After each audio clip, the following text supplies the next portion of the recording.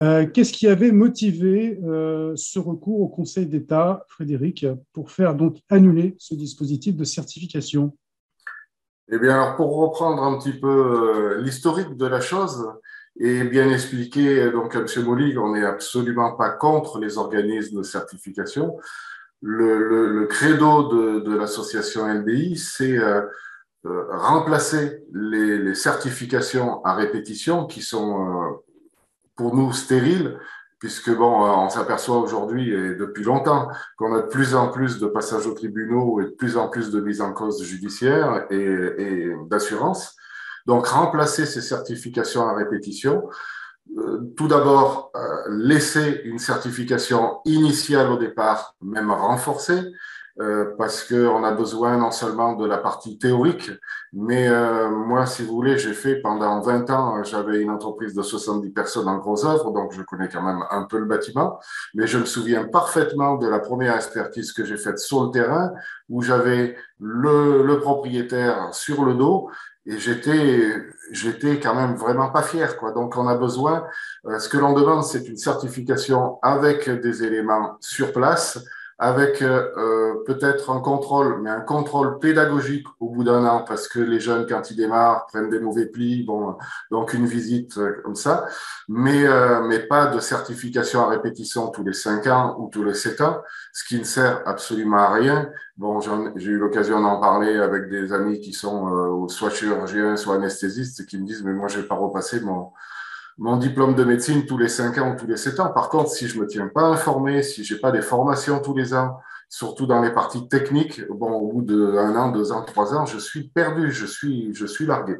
Donc, ce que l'on demande, c'est des formations, notamment, enfin bon, après ça c'est affiné, mais notamment dans les lots techniques, plomb, enfin plomb, moins, mais plomb amiante, c'est peut-être un peu moins important, mais l'électricité, le gaz, donc, ça, c'est des choses qui sont à creuser. Le DPE, maintenant, devient très compliqué. Donc, avoir des obligations dans ce sens-là. Quand donc la motivation principale du fait d'avoir mis et d'avoir gagné auprès du Conseil d'État cet arrêté, c'était les contrôles sur ouvrage, parce que les contrôles sur ouvrage sont trop aléatoires et surtout trop onéreux pour la profession qui a euh, ses assurances à payer qui sont très chères, la recharge des machines plomb qui sont très chères et qui ne sont pas toujours faites à temps. Il y a beaucoup de charges et on n'a malheureusement pas un chiffre d'affaires suffisamment conséquent pour pouvoir absorber tout ça. Donc, ça, c'était pour rationaliser les choses, non pas, encore une fois, contre les organismes de certification ou de formation, mais pour faire avancer, pour faire monter en compétence la profession qui, malheureusement, avec ces mises en place de législation, on le voit depuis 10 ans, stagne, quoi, et même non seulement stagne, mais régresse encore une fois avec beaucoup de mises en cause judiciaires, quoi.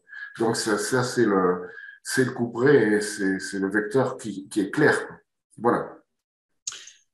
Alors effectivement, nous, on avait sondé les diagnostiqueurs, hein, 470, 480 questionnaires complets nous avaient été transmis sur justement leur avis sur le dispositif de certification. Effectivement, l'avis des diagnostiqueurs, en tout cas dans ceux que l'on a sondés, vous rejoint un peu, hein, ce que vous nous dites là, Frédéric, puisqu'ils ne sont pas contre globalement le dispositif de certification pour certifier leurs compétences, hein. Et 2 sur 3 se déclarent même favorables au principe de la certification. En revanche, ils sont les 3 quarts à se prononcer contre le principe de renouvellement, dans ce que vous appelez à répétition, la certification à répétition, donc tous les 5 ou 7 ans maintenant. Alors, dispositif équivalent, Frédéric Mirabel-Chambaud, ce qui veut dire donc réponse de l'association LDI équivalente. Tout à fait. Bon, nous avons fait passer un communiqué de presse, donc vous avez eu la gentillesse de relayer, en expliquant que, bon, tout d'abord, nous regrettions, nous avions fait, par l'intermédiaire de Pascal Lebihan, qui est le responsable juridique dans l'association, nous avons fait passer donc nous avons gagné contre le Conseil d'État, mais on est absolument, enfin, on va réitérer la chose parce que donc comme vous le disiez tout à l'heure, c'est un copier-coller. Les contrôles sur ouvrage sont un gouffre financier pour nous. C'est insupportable financièrement. Ça a été de plus mal conçu dès le départ. J'en veux pour preuve des choses consternantes. Bon, quand on est allé au ministère tout au début et qu'on nous a présenté ces contrôles sur ouvrage, qu'on nous les a présentés, c'est-à-dire on nous a pas dit, nous étions avec la FIDI, avec la FNAIM, on était tous ensemble, on nous les a montrés en disant voilà, ça va être appliqué le mois prochain. On nous a pas concertés, on nous les a simplement présentés. Et quand on nous les a présentés, j'ai expliqué à la personne qui malheureusement n'y est plus, puisque dans les ministères ça tourne maintenant, je crois qu'il est à l'agriculture. Je lui ai expliqué que bon, on pouvait pas faire un contrôle sur ouvrage avec une vérification plomb et un contrôle sur ouvrage DPE. Si on le fait sur quelque chose d'ancien pour faire le plomb, ce qui est nécessaire, on était à l'époque obligé de le faire avec les factures.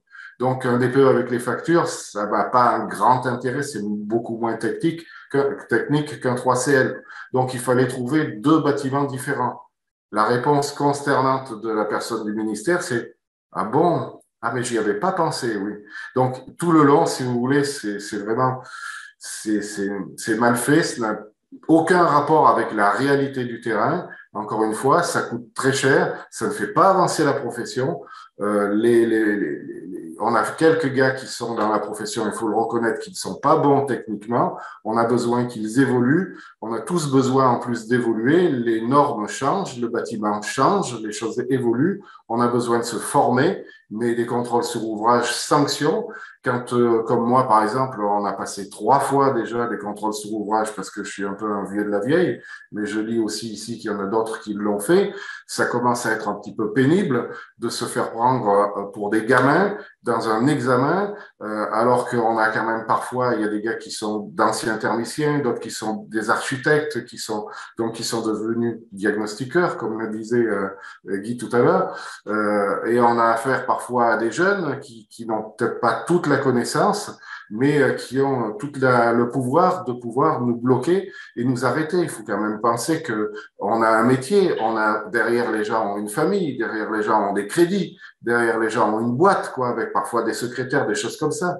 Si on se fait recaler sur un domaine ou sur deux, on perd son travail ou on le perd au moins momentanément pendant un certain délai, quoi. Donc là, ces vérifications sanctions, non, c'est beaucoup trop cher pour nous et c'est encore une fois, c'est inefficace. Par contre, effectivement, et c'est là, je pense que dans votre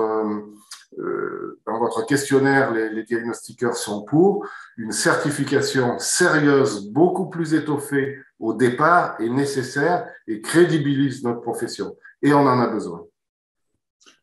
Oui, les diagnostiqueurs sont largement favorables à un renforcement de la formation, hein. C'est un peu ce que vous nous disiez.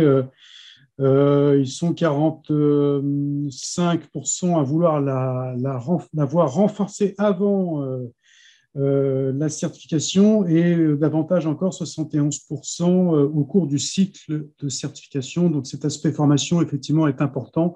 Beaucoup y voient peut-être une lacune de la formation au niveau peut-être de la qualité ou en tout cas du suivi efficace de leur montée en compétences.